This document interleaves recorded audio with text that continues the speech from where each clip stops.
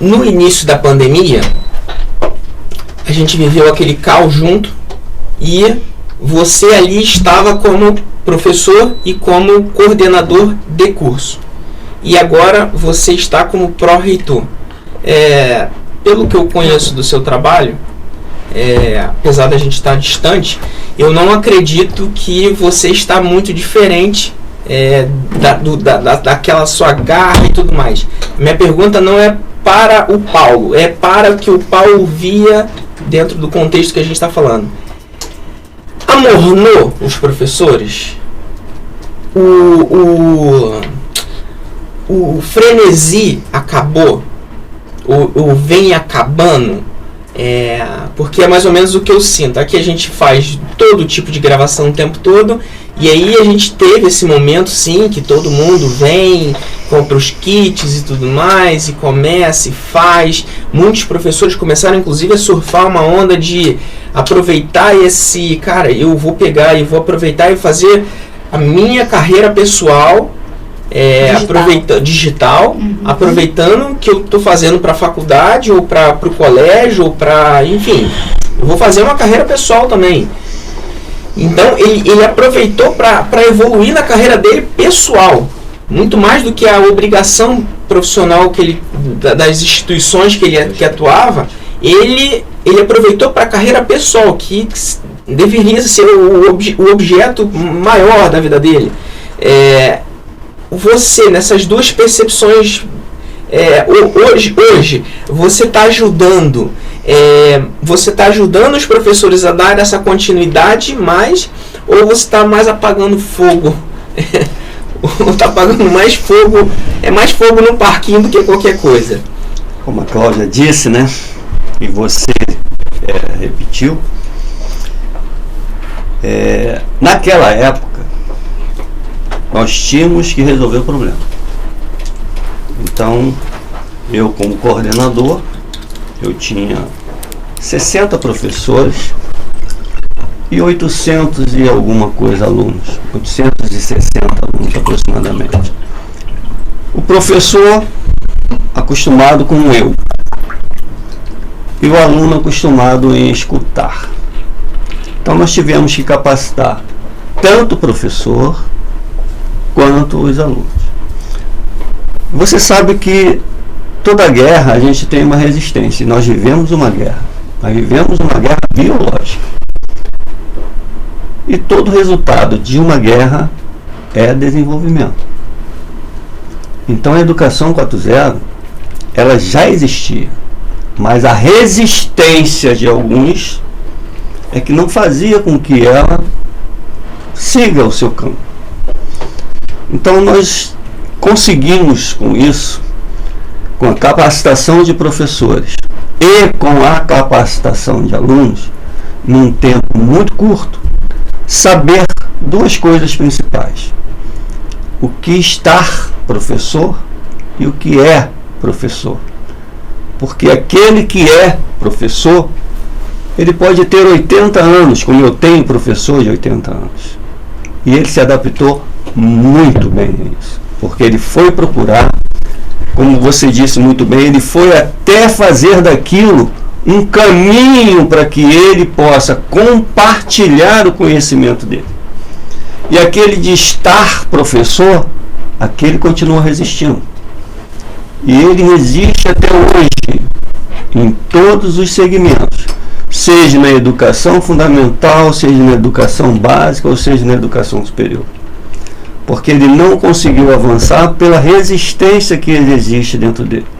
Muitos dos professores que acham, e muitos dos coordenadores que acham que o meu curso, a minha profissão não pode ser oferecida na modalidade à distância, porque ela não tem características, eles, durante a pandemia, eles tiveram que aceitar isso. E durante 1 ano e meio, o curso dele não acabou. O curso dele progrediu. Então, todos os segmentos, todos os cursos, podem ter, como você disse muito bem, um ensino híbrido. Não é 100% remoto e nem é 100% presencial dentro de um quadrado. dentro de uma sala de aula, onde o professor é expositor e o aluno é um receptor. A palavra disso tudo se resume em compartilhamento, né? Quando coordenador, eu procurei ler. Eu também tive que me adaptar. Eu fui formado na educação tradicional, mas eu precisava estimular meu corpo docente e precisava fazer com que o meu aluno se sentisse atraído por aquilo. Então nós fomos procurar. E eu li um livrinho muito baratinho, 13, 15 reais hoje, chamado Sapos Ferventes e Ossos Dançantes. E ali ele mostra muito bem, né? Tem uma comparação que ele faz, uma analogia, que todo mundo sabe que o sapo é um animal psilotérmico, né? Então, se você bota um sapo com a mesma temperatura da água da lagoa dele e acende o fogo, ele vai ficar ali. A temperatura da água vai aumentar, o sapo não vai sentir e ele vai morrer. Mas se você pegar ele numa água quente e jogar ele dentro, ele vai pular. Então é essa analogia que eu faço do professor. Aquele professor que fica parado e a água está fervendo, que a educação 4.0 está fervendo, ele vai morrer. Ele não seguirá. Esse é o estar professor. Mas aquele professor que sentiu que foi jogado dentro de uma fogueira, que é a pandemia, e ele falou: opa, eu tenho que me atualizar, eu tenho que ter conhecimentos tecnológicos para poder fazer com que o meu aluno que está atrás de uma tela fique ligado nesta tela. Então ele teve que se reinventar, porque segurar um aluno dentro da casa dele, atrás de uma tela, ele vai ligar o computador e vai assistir televisão, vai ver o WhatsApp, né? Então o professor ele teve que ser uma pessoa criativa. Ele teve que criar situações para fazer com que o aluno busque informações, porque a informação está na mão dele, né? Então o aluno, naquele momento, ele precisava de um apoio familiar, institucional e principalmente do professor dele. Então a educação 4.0 ela não vai nunca mais voltar ao tempo. E se a gente voltar um pouquinho, nós vamos ver que ela sempre existiu. Exemplo, eu fui na educação tradicional, mas eu tinha seminários para fazer, porque o professor falava assim: ó, estude esse assunto e vamos debater. Mas esse debate era feito dentro de uma sala de aula com uma classe apenas. Hoje esse debate é feito no mundo virtual, aonde o professor ele é apenas um orientador e um mediador das conclusões a qual o aluno tem que chegar. E por isso a gente observa uma coisa dentro da área de formação do aluno, que eu acho que todos nós passamos por isso, é que quando a gente forma, a gente fala assim: e agora? O que eu sei da minha profissão? Eu fui formado dentista, para onde eu vou, por onde eu vou e como eu vou.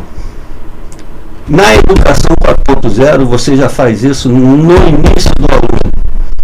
Ele já sabe para onde ele vai, como ele vai e como ele vai, né?